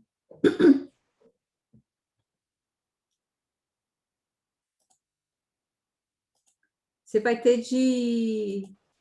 Oi, boa noite. Oi, boa noite, Helena, tudo bem? Oi, gente, boa noite a todos. Essas são as minhas impressões. Você quer falar um pouquinho sobre ela? Algumas eu já tinha, né? Fotos são fotos antigas e outras são fotos que eu tirei depois realmente de ouvir a música. E quando eu fui olhar o meu acervo ouvindo a música, eu achei essa daí o início da música perfeita. O que te trouxe? O que aquela música te trouxe? Aquela música me trouxe uma leveza. Eu pensei inicialmente em um balé, na leveza das mãos da bailarina, da roupa leve, esvoaçante, algo desse tipo. E aí, procurando nas minhas fotos, eu fui procurando essa leveza, essa fluidez nas fotos. Sim, com certeza, né? Um campo florido, puxa, que bela imagem. Essa aqui você já tinha ou você produziu a propósito? Já tinha. Eu lembro que você fez várias fotos explorando as gotas d'água, né? Que são E pequenas lentes, né? Que te mostram o horizonte invertido, né? Olha só. E você tem todo um movimento aqui circular, assim, né? Você tem essas linhas curvas, né? Que realmente elas trazem uma leveza que até lembra uma dança, né? Me lembra muito uma dança, assim, um essas... movimento de mãos, né, bem Sim, lento. eu acho que você é inspirado por essas imagens que tiveram das bailarinas, se você buscou, né, nas suas fotos algo que tem a ver, sim. E essa imagem aqui? Essa eu tirei esse final de semana, numa praia, agora eu não me lembro o nome da praia, que fica em Cabo Frio. E essa árvorezinha está insistente com esse vento, e de tanto ela receber esse vento, ela já está crescendo deformada, né? Uhum, Mas ela tem esse movimento, né? Então ela não está estática, né? Eu gostei bastante dessa foto. uhum. Fugida do mar, do céu azul, né? É que o dia estava nublado, né? Enfim, É, uma visão assim mais panorâmica e até mais distante da árvore, né? Vamos ver. Interessante essa foto, né? Porque você tem todo um desenho das linhas formadas aqui pelos ramos das flores, né? E pelos braços e mãos dos anjinhos aqui, né? E existe uma conversa aqui de formas, né? Os cabelinhos encaracolados, né? O cabelo dos anjos e as dá a impressão que eles das estão interagindo, pétalas, né? E é parece muito que legal estão a gente ver interagindo. isso, porque você vê que é algo que está no olho do fotógrafo, né? Essa eu tirei ontem. Que legal. Você vê, você encontrou essa conexão formal, né? No momento que você viu. Você fez com o celular, não foi? Foi, com celular. É o que eu falo, gente. Assim, o que importa é o que você viu, né? Porque é até a frase de um grande fotógrafo, Ernst Haas, né? Fala que a câmera tanto faz, né? Todas elas fazem o mesmo, elas registram o que você vê, só que você precisa ver, né? Que bacana. Vamos ver. E isso aqui é lavanda ou é alfazema? É lavanda, Ah, que lindo. Eu sempre fico lavanda. na dúvida. Se aquela música tivesse cheiro, eu acho que seria esse cheiro da lavanda. Puxa, que bacana. E você sabe que é aquela música, não, originalmente é uma canção, era uma versão instrumental de uma canção, né? De uma cantiga antiga, né? Que fala de uma feira, né? Que é um lugar onde se vende ervas. Que ele até fala uns dos versos assim, salsa, sálvia, alecrim e tomilho. Né? Parsley, sage, rosemary and thyme, que é exatamente são as ervas, né? Olha só, você captou bem essa questão sensorial, né? Eu acho essa foto muito bonita, apesar de assim, não ter uma lavanda em específica, mas a gente tem eu tenho um conjunto delas aí, né, em diferentes cores, tamanhos. Eu Eu gostei admiro do, muito essa plantinha, eu acho ela maravilhosa. eu gostei do ponto de vista que você adotou, que você tirou assim bem de um ponto de vista bem baixo, né? Que a gente parece que você tem de olhar para cima para ver a lavanda, né? E normalmente é o É, contrário, né? Uma plantinha pequena que a gente olha de cima para baixo. Você adotando um outro ponto de vista, assim, você deu meio que engrandeceu a planta. é, E essa foto aqui é sensacional, né? essa foto foi um susto, na verdade, viu? Um susto. Eu estava no passeio de escuna, e as gaivotas estão assim meio que adestradas a vir para a mão dos turistas, né? E Ah, aí tinha um menino com a mão levantada e ela veio. E aí, na hora, eu já levantei o celular. Tanto é que eu não consegui enquadrar, não ficou uma foto esteticamente perfeita, mas eu achei que a posição delas estava muito boa. é muito interessante essa foto, que ela, nossa, ela nos lembra até o primórdio do cinema que você tem, assim, como se tivesse um quadro após o outro, sabe, assim? É porque tem uma gaivota atrás da outra, é quase como se tivesse, é como se fosse a mesma gaivota se aproximando, né? Engraçado, É, assim. Sim, dá foi, essa impressão mesmo. me sugeriu, assim, né, sabe? E, realmente, você nem editou a foto, você não tirou, né, ali a estrutura do barco, nada, é, mas ela tem uma força, realmente, né? A gaivota chegou tão pertinho. É, estava muito pertinho. E eu achei bonito você ver esses tons de cinza. É uma foto colorida, Voltei atrás, eu achei que mas que ficou você melhor quase com não a tem estrutura. cores, né? No caso dessa foto, eu até faria um É, corte. Eu até tiraria aqui esse pedaço da escuna, talvez para valorizar mais a atenção para as aves, né? E para essas escalas de cinza que você tem aqui, olha, do corpo delas, a transparência das penas, né? quando eu tirei, eu achei que ela ficou uma foto muito lavada. Eu fiz essa edição, eu tirei a parte metálica. Mas eu achei que ela ficou uma foto muito lavada, ficou sem graça. Aí eu preferi deixar. Isso é uma escolha do fotógrafo, né? Eu acho assim, eu não gosto de dizer que tenha certo ou errado, né? Eu não gosto de impor e dizer, olha, você tem que fazer assim, porque é assim que se faz, é assim que fica bom. Acho horrível isso, né? Eu acho que tem que respeitar, assim, essa vontade estética, né? Enfim. E você tem também uma repetição de linhas, né? Porque aqui você tem essas diagonais, né? Meio curvas, assim, da asa dos pássaros, e aqui você tem também essa diagonal da estrutura aqui, né? Que também é metálica, também é cinzenta, né? Não deixa de ser algo interessante. É, Legal, essa é a última foto, né? é a última. Que bacana, Helena. Você trouxe, assim, um conjunto bastante heterogêneo até, né? Assim, de imagens.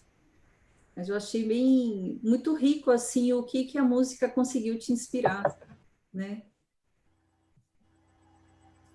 Parabéns. Obrigada. Vamos ver quem que mais aqui. Deixa eu pegar aqui, eu vou só um minutinho, gente.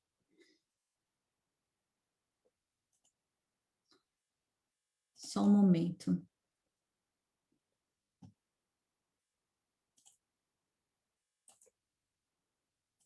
Estou abrindo aqui a apresentação do André. André, se quiser abrir o microfone. Você vê, a partir da mesma canção, o André teve uma visão totalmente diferente, né? E vou compartilhar a tela com vocês. Espera só um momento.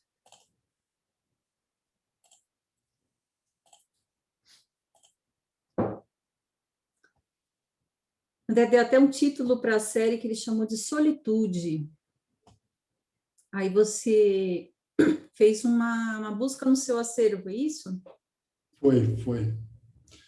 Foi, na verdade, estava na dúvida do que seria, tal, eu fui mais ou menos buscando no que eu tinha, com base na música, e a primeira visão que eu tive ouvindo a música, tal, no exercício que a gente fez, era de imagens mais, mais isoladas, né? Um canto, um corredor, uma coisa, uma árvore mais distante, era algo mais isolado, assim, um pouco mais.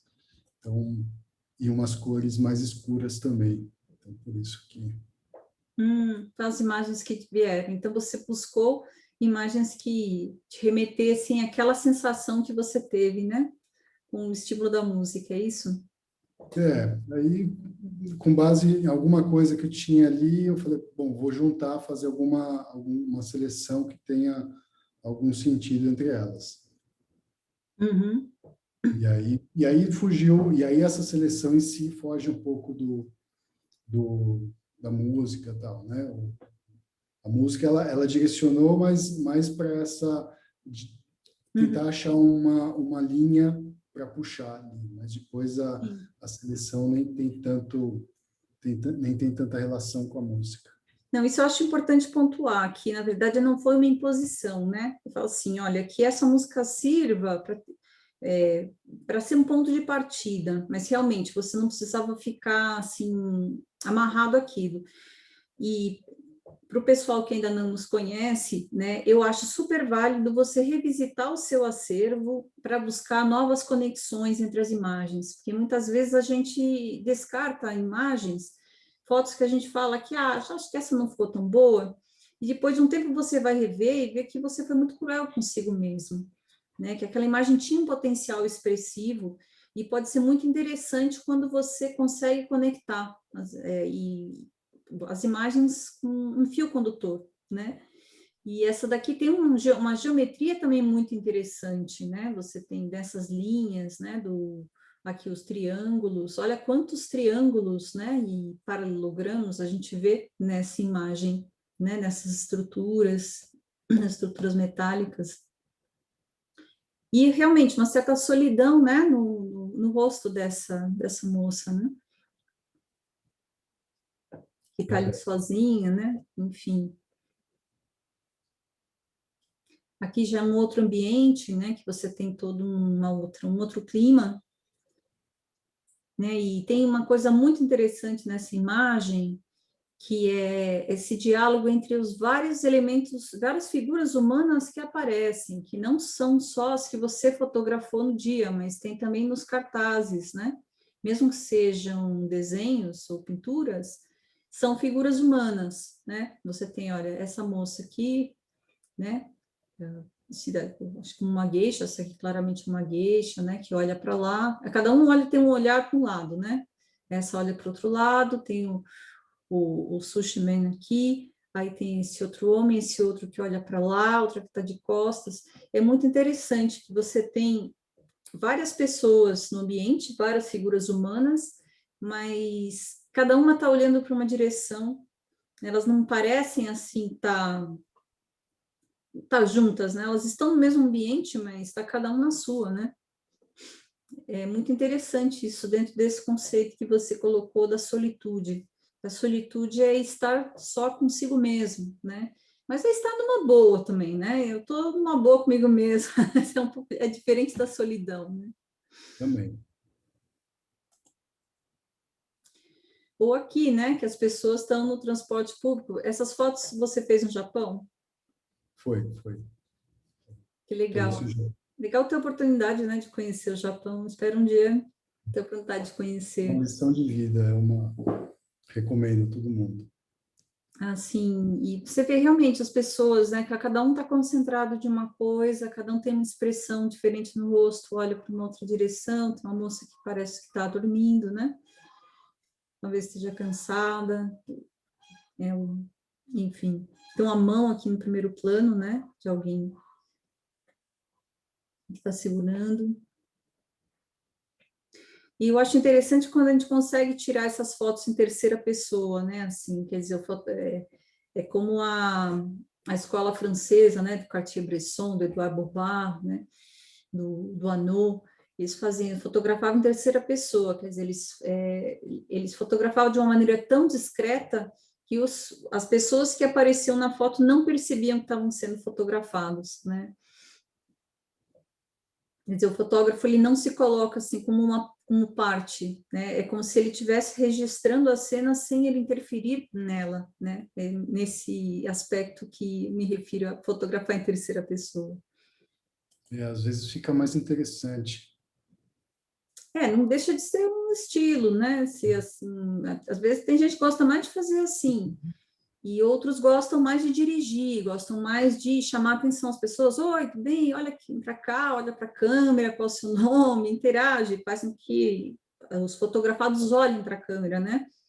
E quer dizer, quando você olha para a câmera, o registro fica completamente diferente, né? E não tem um certo ou errado, são impressões diferentes, né? São olhares diferentes. Eu tenho uma preferência tirar mais com esse olhar de tentar achar o momento ali sem a minha interferência, como um fotógrafo de algo que está ali, né? Eu tenho mais essa preferência. Mas também eu vejo depois um exercício de também tentar interagir também é legal e saem coisas muito interessantes, muito ricas também. Eu acho que Pode com você. ambas as atitudes são válidas, mas eu acho que isso nos leva a refletir o quanto a nossa atitude na hora de fotografar faz com que a linguagem da fotografia fique completamente diferente, né? Com certeza. E essa foto, por exemplo, é um belíssimo PB, né? Belíssimo preto e branco, assim, tem esse contraste forte, né, dado pela luz do sol, né? Entre áreas claras e escuras, e, enfim, e também o geometrismo muito marcante, né? Muito forte. E já aqui né, a foto da multidão, né? Que tem essa questão que é tão interessante. Se você vê, por exemplo, esse rosto aqui está no cartaz, né? Mas ele poderia ser mais um rosto na multidão, né? Eu acho muito interessante, muito legal quando isso acontece, assim, quando você tem essa confusão entre o que é um mural, ou um cartaz, enfim, uma foto ali estampada, e o que acontecia em volta, que tudo fica chapado no plano da fotografia, né? Então você tem essas confusões que a fotografia permite, né? Assim, isso é muito interessante. No Japão é cheio de foto com uma pessoa, assim, acho que é muito mais frequente que qualquer outro lugar. Em muitos lugares você tem a foto dos candidatos a prefeito, a vereador, as fotos deles ficam se repetindo. Então é muito frequente fica muito mais fácil. Mais fácil. E você aproveitou quando encontrou alguns lugares vazios também, que eu acho que deve ser algo relativamente raro no Japão, né? Não sei. Eu imagino, né? Em Tóquio, não sei, que cidade é essa? Essa daí é Miyajima. Miyajima é uma ilha. É uma cidade menor. É uma cidade menor, é uma ilha que as pessoas vão para ver um pórtico famoso do Japão, tal.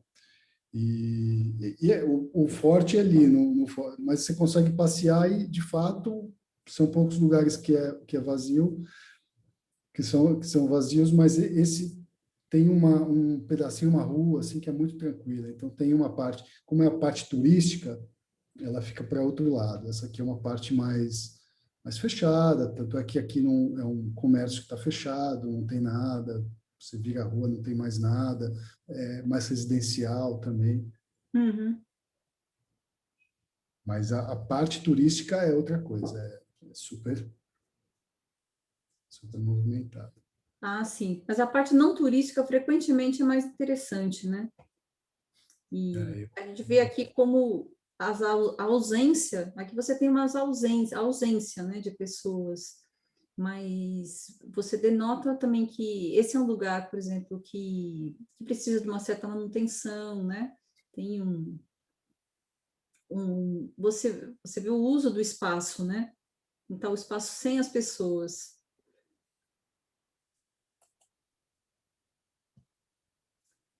Ah, e aqui ele está andando sobre uma muretinha, é isso? Exatamente. Puxa, que foto interessante essa. Muito Estava andando curiosa. justamente para ir até perto do pórtico. Muito interessante essa foto, realmente. Porque você tem, realmente, ele está dentro dessa temática que você fala da solitude, né? O homem está de costas e tem até uma certa ambiguidade, porque é tudo cinza, em tons de cinza, né? Então você não sabe muito bem onde acaba, se é uma mureta, se o outro lado é mais alto, se é mais baixo, né? Isso não fica tão claro para a gente, né? Muito bacana, André. Então, esse é o seu ensaio sobre a solitude, mesmo dentro da multidão e dos lugares vazios que você encontrou na sua viagem ao Japão. Muito bom, parabéns. Obrigado.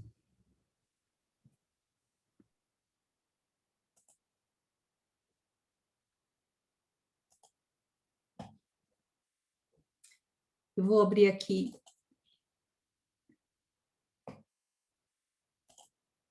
mais algumas apresentações. Lívia, posso fazer um comentário sobre as fotos do André? Com certeza, Diana, pode falar. Não, é porque eu estava lembrando das fotos que meu primo tira do Japão. Ele adora o Japão, ele namora uma japonesa e tal, e ele vai muito para lá, e as fotos são sempre aquelas fotos de encher os olhos, né? Uhum, Uma coisa colorida, aqueles jardins floridos, é sempre tudo muito, muito, muito arrumado, uhum, né? Então a uhum, gente não tem uma impressão sobre o Japão, né? Parece que é tudo muito, muito arrumado, parece uma coisa mais cinematográfica. Já as fotos do André, né? Elas trazem parece que elas trazem uma vida real, né? Como uhum, são muito diferentes das fotos que eu vejo as pessoas trazerem do Japão. uhum. Legal, gostei muito, André. Ah, legal, Diana. Obrigado. Olha, que Mas, legal. Alguém até comentou aqui que me mais lembrou as fotos do Jean Atget. uau. Eu não sei se eles estavam se referindo às imagens do André, ou, enfim, provavelmente. Mas desculpe, gente, aquela foto da vitrina. Legal, legal. É porque quando a gente está apresentando, a gente vê a apresentação, não vejo o chat. Então, me desculpe, gente, fico um pouquinho atrasado. Alberto comenta, fotos incríveis. Obrigada, Alberto, você é sempre muito gentil. É um grande fotógrafo e artista também, um grande amigo. Bom, vamos ver agora as fotos da Diana.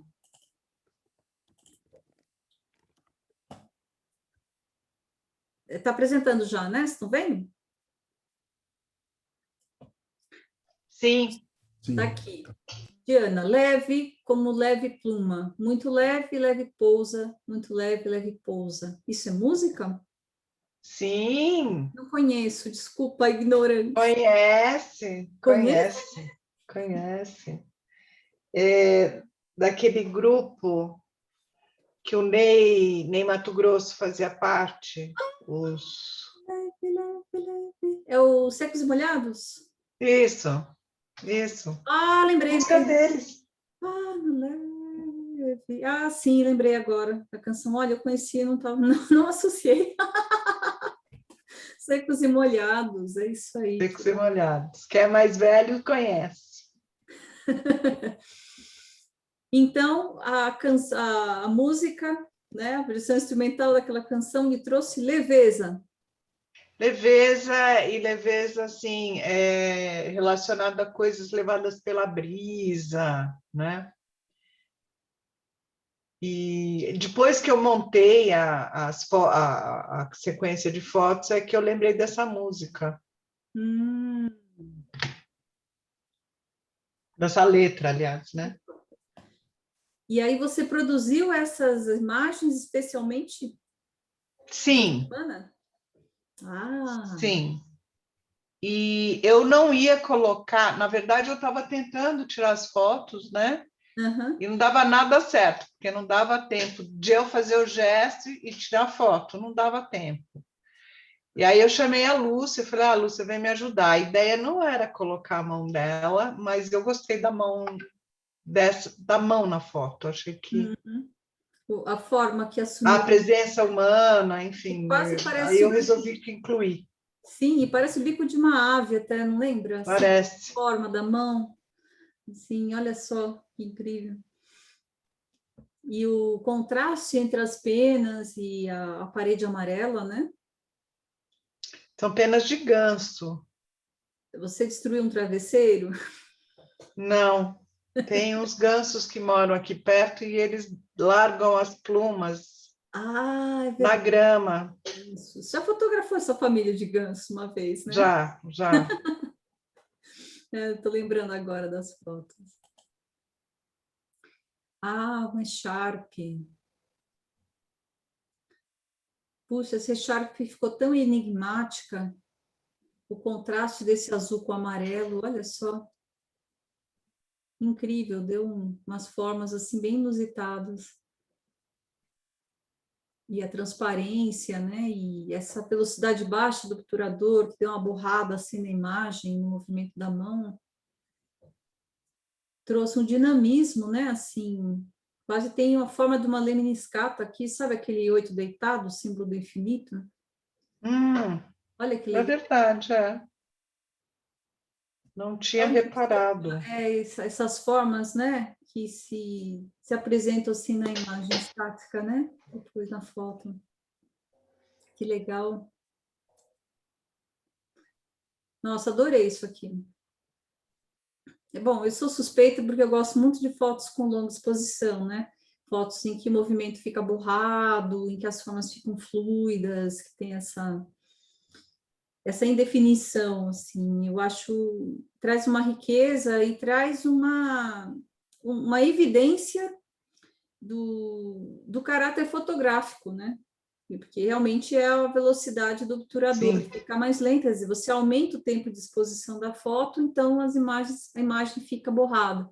É algo que é muito fotográfico. Agora tem um pessoal reagindo aqui. Não sei se eu vou conseguir ver no chat. Ah, deixa eu ver. Linda composição cromática. Ah, tá, consegui abrir o chat. Bom, vamos lá. Eu também achei. Gostei muito da combinação cromática. Você vê, dá para a gente fazer composições abstratas a partir de fotografia, né? Também é spoiler da semana que vem, gente. Fotografia moderna que inaugurou isso, a abstração na fotografia. Já essas fotos são muito antigas, né? Eu tenho uma coleção imensa de fotos de nuvens. Nuvens, quando eu vejo fotos de céu, de nuvens, eu sempre lembro daquele ensaio dos Stiglitz, né, dos equivalentes. Passou 9 anos fotografando o céu e as nuvens, né? E ele chamou a série de equivalentes, para quem não conhece, né? Porque é a ideia de que você olha para o céu e você vê uma forma na nuvem, você acha que parece alguma coisa familiar para você. Ah, ele parece um cachorrinho, parece, sei lá, um dragão. Aquilo que você vê na nuvem equivale a algo que está dentro de você. Por isso que a série se chama Equivalentes, né? Que são fotos de nuvens, e são imagens quase que abstratas, cada um vê o que quer nelas, né? Vê o que tem dentro de você. E realmente aqui tinha uma luz tão bonita, né? Nessa tarde aqui que você fotografou. Parece ser uma luz da tarde, né? E aqui você recuperou mais algumas, olha essa. Isso aqui é de manhã ou é à tarde? De manhã? Ai, Lívia, faz tanto tempo. Você Não, que é deve ser à madrugadora. tarde. À tarde, porque essa é uma foto. Eu tenho quase certeza que é uma foto voltando de São Paulo, depois do trabalho. Tá vendo que tem até embaixo, tem uma sujeirinha assim, que é da Das mata. plantas, da vegetação, né? É. Mas que legal que você teve essa atitude de parar, né? De estacionar para fotografar o céu, né? E às vezes realmente. Teve uma época que eu era assim, absolutamente enlouquecida para. Provavelmente é outono, né? Provavelmente é outono. Mas faz muito tempo que eu tirei, eu não lembro. Estava aqui enlouquecida, o que para fotografar? Vou para tirar, fotografar nuvem, não sei, eu passava dias fotografando nuvens. Tanto Sim, que eu tenho bastante foto de nuvens. Dá para escolher à vontade.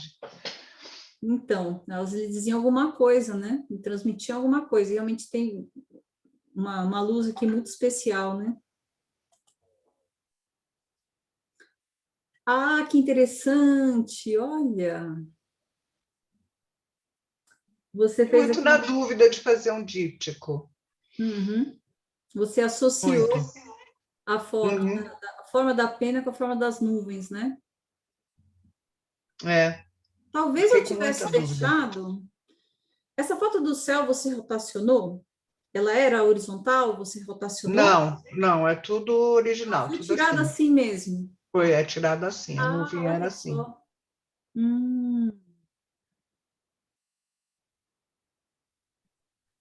Que legal isso.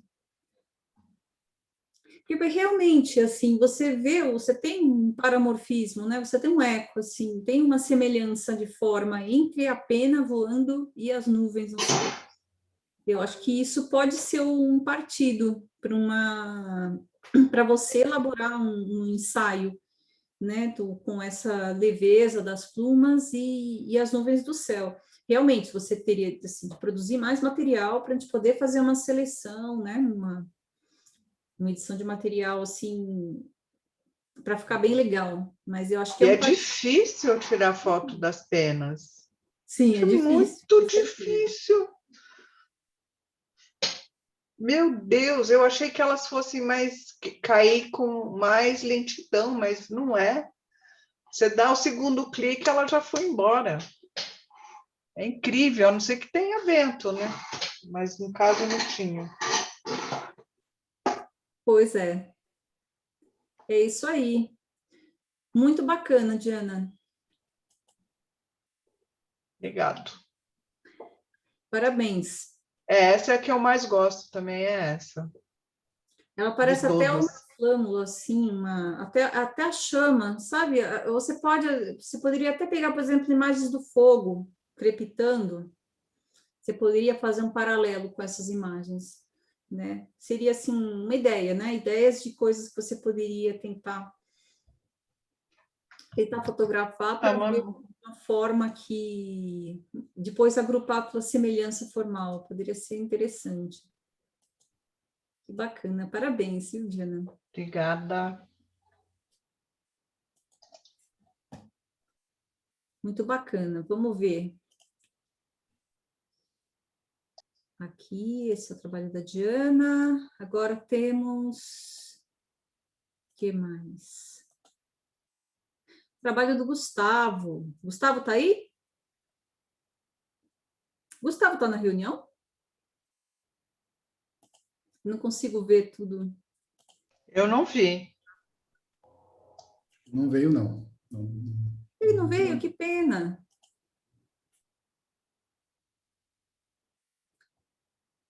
Vai ver que ele teve algum problema, porque ele se inscreveu.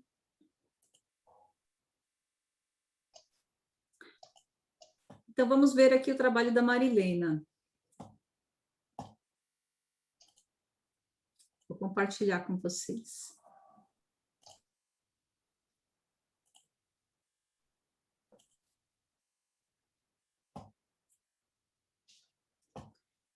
Marilena, você está aí, Marilena? Eu te vi. Estou aqui. Isso, pode falar. E aí, então... As palavras que eu escrevi, ouvir a música, foi embalo e aconchego. E aí, uma semana louca, eu não tirei foto nenhuma, então eu peguei uma que eu já tinha, que eu achei que casava bem com embalo e aconchego. Só. Então, eu fiz só as três juntas. Ah, você fez, sim, vamos lá. Você fez um tríptico, né? Aí, Isso. tá aqui. Ah, são mãe e filha? É minha netinha e minha nora. Puxa, ficou lindo esse tríptico, hein? Se você São três, né? são fotos em sequência, né? Do mesmo, em sequências do Não, mesmo. eu tirei assim, né? Então, eu só juntei as três que eu achei que estava bem aconchegante. Mas para Não estou você ver, a última. aham, sim, que tem a conexão entre os olhares, né? Em que ela está abraçando a filha. E eu acho legal também, você também consegue tirar essas fotos sem que as pessoas percebam, né, que estão sendo fotografadas, né, Marilene? É uma característica quando você fotografa as pessoas, né? Geralmente você fotografa de uma maneira bastante discreta. E você capta a espontaneidade das pessoas, né, que não estão posando para a câmera. É uma estética específica, né? É uma maneira, né, de expressar. E o que eu acho interessante desse trabalho é que quando vocês resgatam coisas do seu acervo que estavam lá guardadas, é que a gente começa a ver aquilo que estava guardado e que vocês não mostraram, né? É. Ele começa a conhecer um outro lado da produção de vocês. E existe um risco em a gente selecionar as melhores fotos e apagar o restante. É perder, por exemplo, essa oportunidade aqui, que você reuniu fotos em sequência, né? Você não apagou as fotos. Se você tivesse guardado só a mais impactante e apagado as outras, você não teria a chance de fazer esse tríptico, né? A terceira, a última não está aparecendo nós aqui. Eu não sei se vocês estão vendo a última também ou não. A terceira. Deixa eu ver. Não? Peraí, deixa eu fazer um pouco diferente. É que não está aparecendo a última para vocês? Eu não vi. Que engraçado. Está aparecendo nossas fotos, né? Na tela. Não sei se é a sua configuração, porque eu estou compartilhando a tela de um outro monitor inteira, né? Então, eu estou vendo aqui o tríptico. Eu não sei se tem outra maneira de eu mostrar. Hã? Você vê 3 ou 2? Vocês veem 3 ou 2? Eu vejo 3 fotos. 3 fotos. Mas a terceira completa também? Também completa, é do mesmo tamanho, as 3 têm o mesmo tamanho, né? Mas você vê a menina, né? Eu estou vendo só o rosto da mãe, não estou vendo a menina na terceira. Não, eu vejo sim. Nossa. Vejo a menina também. Deve ser alguma Eu não sei. Acho que são os desafios, né, dessas novas tecnologias, né? Gente, é a primeira vez que eu faço um encontro pelo Zoom. Eu me desculpe aí alguma pataquada, porque faz parte. Parabéns. Eu estou vendo as 3. Vocês estão vendo as 3? Eu não, eu vejo, por exemplo, as 2, e na terceira eu vejo só a mãe, e aí vejo as nossas fotos. Então, acho que é a configuração da minha tela. Talvez seja a sua tela, talvez se você... não sei, a maneira talvez seja a minha... Não, só o comentário, só porque a sua tela do Zoom. Mas obrigada pelo feedback, porque a gente nunca sabe o que os outros estão vendo, né? Eu estou vendo o meu monitor, o segundo monitor, né? A tela em tela cheia. Mas parabéns pela sua sensibilidade, Marilena. Assim, eu gostei das cores, que elas têm cores bem suaves, né? É uma cor assim mais suave, que não é tão saturada. Eu acho que ele tem uma leveza, uma doçura, né, nessas fotos. É o que veio do aconchego para mim, né? É o que veio do... E já eram fotos de arquivo, né? Já tinha tirado algum tempo atrás. Que legal, parabéns. Obrigada. Muito bem. Vamos lá. Vamos ver o que tem aqui no chat. Tem alguns comentários. Alberto comentou: Diana, interessante como você foi destruindo a forma e trazendo mais fluidez. Ah, que legal, né? O insight da Diana, né? Que realmente, as formas foram ficando cada vez mais fluidas, né? E mais abstratas. A Diana: olá, Alberto, vou trabalhar mais essa abordagem. Obrigada pelo comentário, não havia formalizado na minha cabeça. Viu, gente? Por isso que é importante a gente fazer essa edição do material. Eu acho que a riqueza desse grupo é isso também, a gente dá um estímulo para que vocês produzam. E uma coisa é você sair para fotografar. Vou fotografar tal coisa. Um outro processo é você fazer a edição posterior do material, né? Quando você vai analisar tudo, olhar e vai selecionar e vai ver por algum critério como é que você agrupa essas imagens, o que você mostra, o que você não mostra, qual que você mostra primeiro, ou o que você mostra na sequência. É dizer, que o objetivo de um ensaio não é ser um portfólio, né? Não é ser um conjunto das suas melhores fotos, mas é você reunir as imagens de forma que elas tem um fio condutor entre elas, né? Que você tenha uma leitura assim que faça um sentido, conduzir o olhar do espectador. Então, nem é o caso de você ter as suas melhores fotos, porque não é um portfólio, né? Você tem de ter uma dinâmica entre pontos mais impactantes e outras coisas menos impactantes, né? E a gente só consegue fazer isso pela prática de fazer com frequência, de fazer sempre. Então, você fotografa, depois você vai lá, você tem de olhar o material, tem de escolher, entende? É legal compartilhar, porque é um processo muito difícil de fazer sozinho, né? De você olhar para o próprio material, editar o próprio material. E você pode resgatar fotos mais antigas, coisas que você já havia produzido anteriormente. De repente, alguma coisa ali conversa com o que você está fazendo agora. Ou então, um material que você deixou muito tempo guardado, você nunca mais tinha olhado, aí anos depois você vai olhar, você vê outras coisas, porque você mudou, né? Você é outra pessoa, então, ao olhar para revisitar aquele material, você vê coisas que você não tinha visto, né? Então, eu acho que tudo isso faz parte. Tudo isso está dentro daqui da nossa proposta. Nossa proposta não é fazer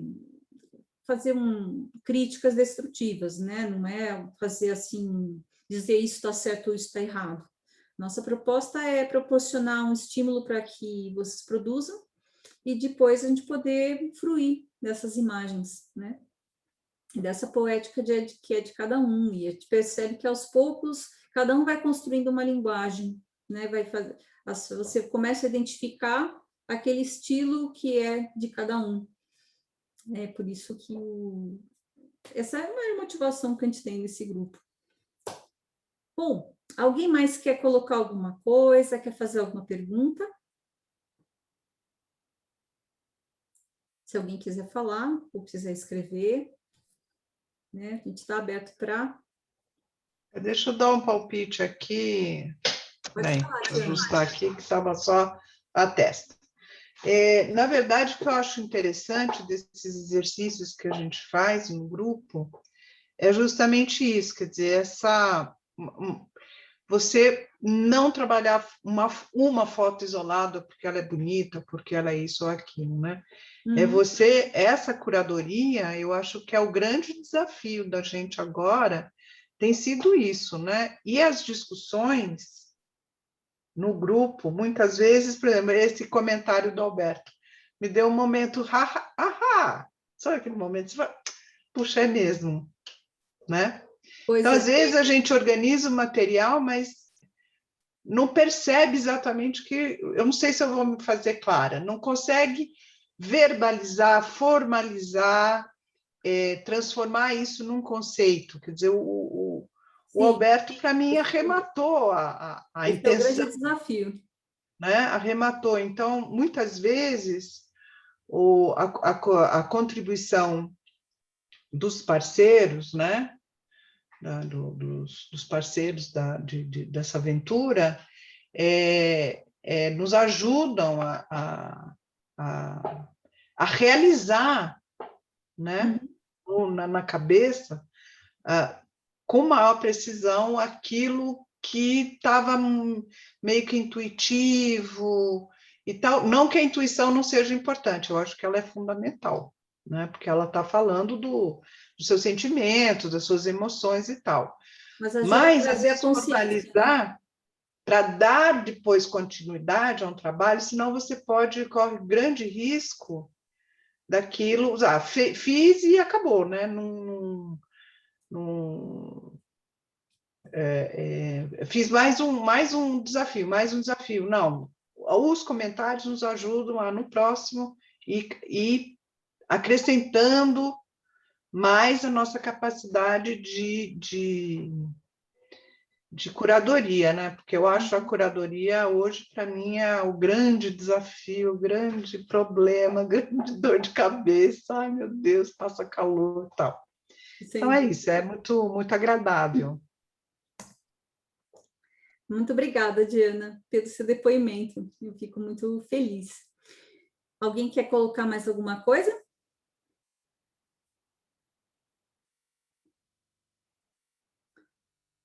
Agora são 9h19. Olha, a gente vai acabar encerrando realmente às 9h20. Na verdade, eu coloquei o horário como 9h20, com a intenção até de começar às 9h30, mas enfim, vamos ser pontuais, né? Gente, eu agradeço muitíssimo pela presença de todos, por terem, especialmente os que ficaram até o final, mas todos que participaram, pelas pontuações, pelos comentários, enfim. Esses encontros muito enriquecem a gente. Nós vamos ter um outro encontro aberto na próxima quinta-feira, né? Vocês estão convidados, é aqui o mesmo evento do Zoom, né? Próxima quinta-feira, às 19h20, e a gente vai falar mais sobre a fotografia moderna no Brasil. Viu? Lívia, foi um prazer, gostei da discussão, estarei no próximo encontro. Que bom, Alexandre. Muito obrigada a todos, viu? E a gente se vê na quinta que vem, então. Muito obrigada. Boa noite. Boa noite. Boa noite.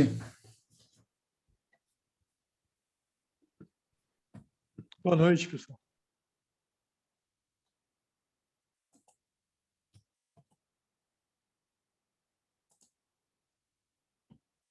Obrigada, Aguinaldo, por ter vindo. Obrigada a todos.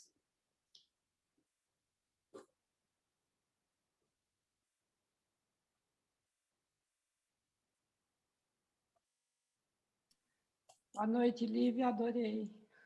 Obrigada, Roseli, muito obrigada por ter vindo. Muito bom.